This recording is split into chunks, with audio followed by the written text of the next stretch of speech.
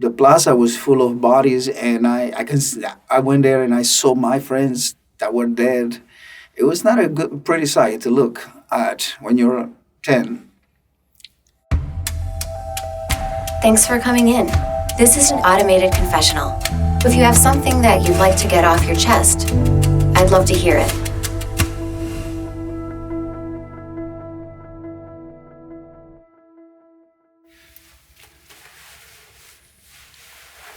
Hi, thank Hi. you for coming in. So, where would you like to begin? From the beginning, I guess. You look great in this light. What do you do to maintain your looks? I'm a dog walker, so I walk around a lot under the sun. I guess nice tan helps. What about you do you think people don't really see or know? Mm, I'm a pretty open book, and I don't hold much back, so I think people really pretty much get the idea of who I am and what I stand for. Is there something in your past that would surprise even people who know you well? Um, that I adopted a child when I was younger and I raised him. Maybe that will be surprising to some people. What do you think is a unique quality that you've inherited from your family? I think my grandmother was the same way as I am. I mean, she always cared for animals. I saw her doing that all the time. I have family members and different generations that all are very much in tune with animal suffering and try to help any animal. I think kindness, that will be the word then. All my family have adopted kids as well. You know, my sisters have I have two sisters, and they both have adopted children at one point of their lives. They have their own children, but they adopted other children that they needed a mother at the time. So the kindness extends to humans and animals in my family. Tell me about a time when you were cruel to someone else. Okay, this is not really cruelty. I mean, I was 6 years old. We were in Guatemala. We had a piñata party for my twin brother and I, and there were goats nearby, and I picked up some goat shit because they really round little pebbles. That's how goats take a shit, it's round little pebbles. So I took the candy wrapper and I wrapped the shit in the candy wrapper, and then I fed it to some kid, and that was there, and he was this rich little kid that my mother told me not to mess with, but he was the first one I saw. So I gave him a candy. I told him open his mouth, and I unwrapped the goat shit, and I gave it to him, and he cried, and I got a beat down that day. So um, that was my cruelty. But that's not really cruelty. That's just being a kid. What was your first experience of death? I had a younger brother named Ronnie.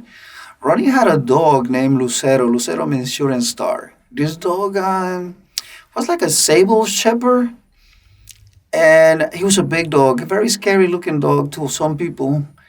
And this dog was always with my brother, up and down the streets with him, always with him.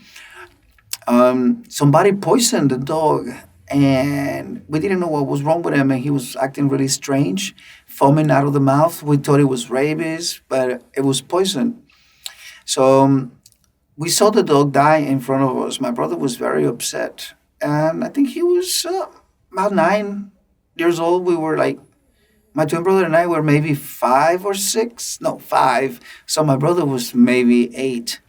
The next morning, Ronnie got really sick uh, from what happened. Well, he got sick after the dog died, but in the morning, he was so sick, and he started having convulsions.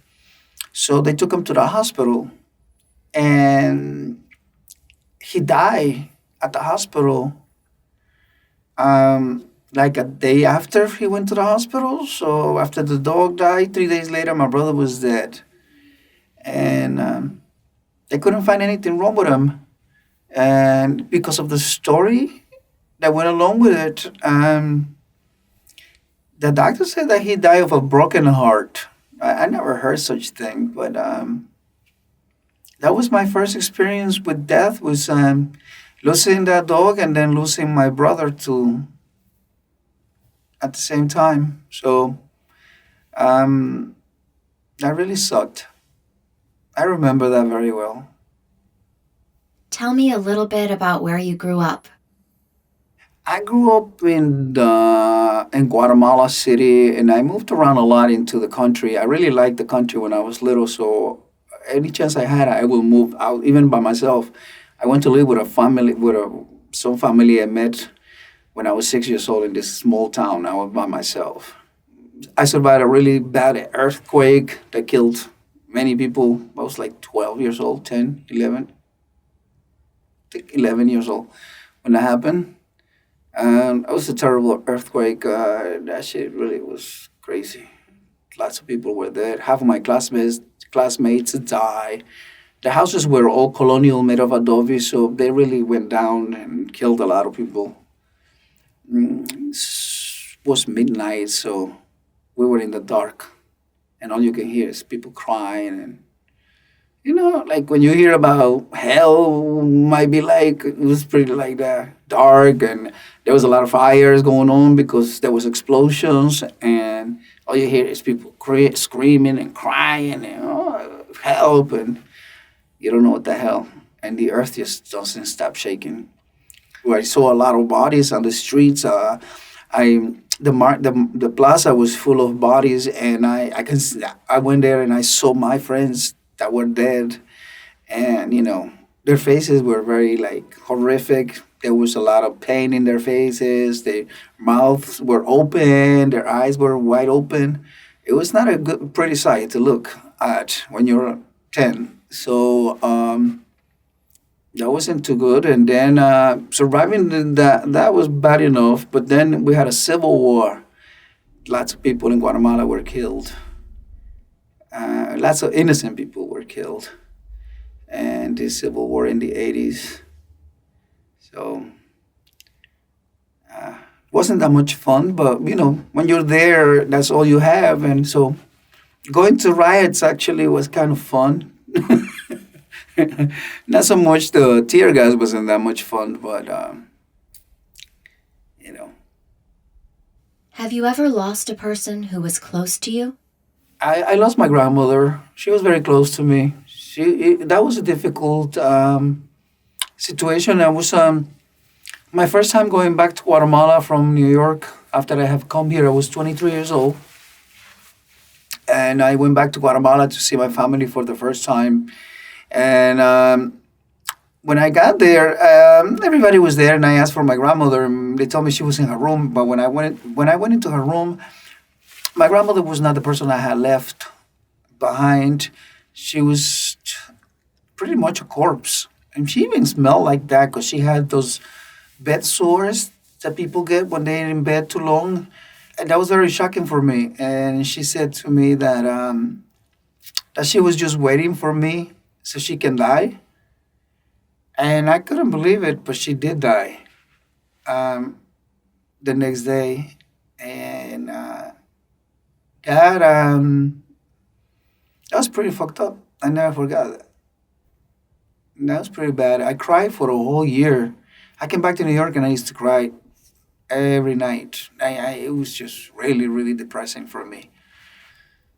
I would like to say that I wish that I would have had more time to dedicate to her. That that unfortunately I was trying to help all the young ones in my family and kind of neglected the older ones because I felt like they were taking care of us, so they would still be able to take care of themselves. So I really didn't help her as much as I could have. Instead, I was helping the ones that were coming up. It just wasn't enough time. It was too quick. She died way too quick, and I had just been here for 3 years, and I was so busy. So I'm very sorry. that I wasn't able to do that. Have you or someone you know had experience with substance abuse? When I was growing up in the 80s here in Manhattan, we had I was young and going out to clubs. I knew the right people, I guess.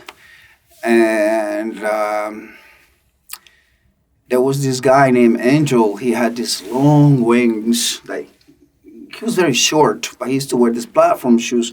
And he used to walk around and he had these big wings. And he was like, everywhere you went to a club, you could see this guy. And he was a drug dealer from Colombia. And he was, had some drugs and whatever. I remember going to a party of his that was a great party. It was the first time that he brought ecstasy into New York City. We didn't even know about ecstasy. And we went to this club all the way up on top, and it was an ecstasy party punch. And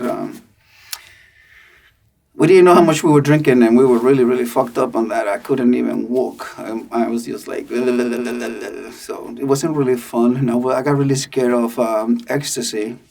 From that point on, I really didn't trust that shit anymore. Everybody said it felt good, but it wasn't. It didn't feel good for me or my friends. I was just young and stupid. Anyway, Angel eventually was killed by Mike Alec, who was his friend, and he killed him for the drugs and that he was selling, and he chopped his body in pieces. We knew this the next day, and then, through our friends were saying about it, talking about it, that Angel had been given Drano, and they hit him in the head, and they poured Drano into his mouth, and then he started convulsioning, and then they hit him again, and then they cut him in pieces and threw him in the river in luggage. The body was found later on in the river. They made a movie called Party Monsters, and that's sort of the people that I used to hang out with. So we were just partying, and there were a lot of drugs involved in partying, the Limelight, the Tunnel, places like that. And I think it was, I was lucky to still be alive. There were a lot of fun times, though. Rest in peace, Angel. He didn't deserve that. But shit happens. That sounds like quite an ordeal. Not when you high. When you think about it later in life, you're like, oh shit, that was rough. Yeah. How would you feel if someone close to you committed a serious crime? Has anyone? I know of a friend who committed a serious crime, and I just don't understand it. My friend killed his wife and killed himself. It wasn't really. It's just that he was my barber, and so many times he used that knife on my neck to shave me, and he used that knife to cut off his wife's neck. So I think it was a little bit too personal there for me. It was like when the news broke out, I was like, oh my god! I was like, how many times this man used that knife on my neck, and now he killed his wife and killed himself. So that was shocking, I guess, more than anything else. What kinds of experiences have you had with physical violence? I was attacked by three guys on the street out of nowhere. This is about 3 years ago, right here on Madison and 26th Street. I was walking home, and these guys jumped me, and they beat me up pretty bad. They broke my face. They from my forehead all the way down to my teeth. My face was cracked. I was in the intensive care unit for 3 days because I was bleeding from my brain, and I thought I had to operate me and open my head up, but thank God that didn't happen. Do you remember what was going through your mind? I just remember that I wanted to get away from them, and I remember because they hit me from behind, and the first hit sent me to the ground, and I think I hit my face and my. That's where I don't feel my teeth in the front because I hit the ground with my face down and my teeth are messed up. Um, in my nose, I don't smell things. Um, and then they were punching me. They were on top of me, and I don't know. I just can. You don't really feel pain or anything. It's just. I mean, you hear them. You feel people hitting you, but it wasn't painful. But I knew I had to get away from them. But all I can see was I wanted to get away from this. So all I can see was a head in front of me, like a tunnel. Pretty much, that's what it is. You want to get out of that situation, so you kind of do a tunnel vision type of behavior, and you're just trying to get away as they pulling you, but you just keep moving and getting away from the punches and stuff till you're able to get away from them. So I remember that tunnel vision lasted until I got home, and when I went inside my house, I was bleeding profusely, and my face was dripping blood all over me. My nose was broken. I went into my bathroom, and the first thing I saw out of the tunnel vision was my face bloody in the mirror. And that set me into reality again. And I was like, oh my God, what the fuck? Why did they do this to me? Who are these people? Why? And that's all I kept thinking. I was like, I don't want to deal with this. So I jumped in the shower and I showered and I tried to wash my face, but the blood kept coming out. So eventually, what I did, I stuffed some tissue paper into my nose and I went to bed trying to get away from the situation. And I woke up to a pool of blood around me and my face and my head. And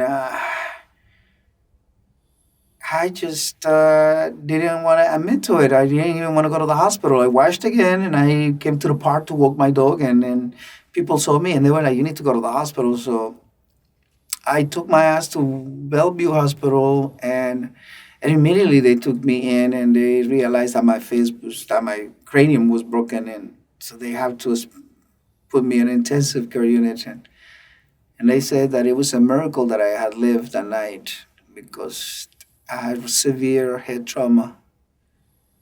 So now I have a hole on my forehead.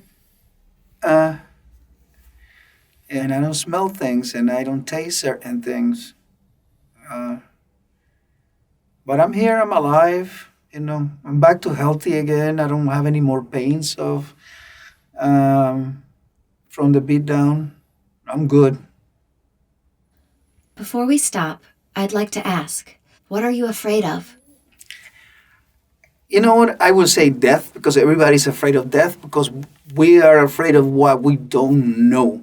And death is one thing that we don't know what happens after. So that's the biggest fear we all have. That's what the church uses, that fear of the unknown, to tell us that we're going to go to hell. And if you don't behave this way, they show you purgatory and all this shit that is horrible. So, so you behave accordingly to them. You will behave. And that's a manipulation right there. I think I used to be afraid of death and I used to have fear of that. But as I got older, I think I'm more curious about what happens after death than anything else. I used to be afraid of dying and I used to be afraid of leaving my body and la la la. But now I am a body I don't even like a nose with. Why should I be afraid of leaving it? But now I'm more curious about what happened to us after death.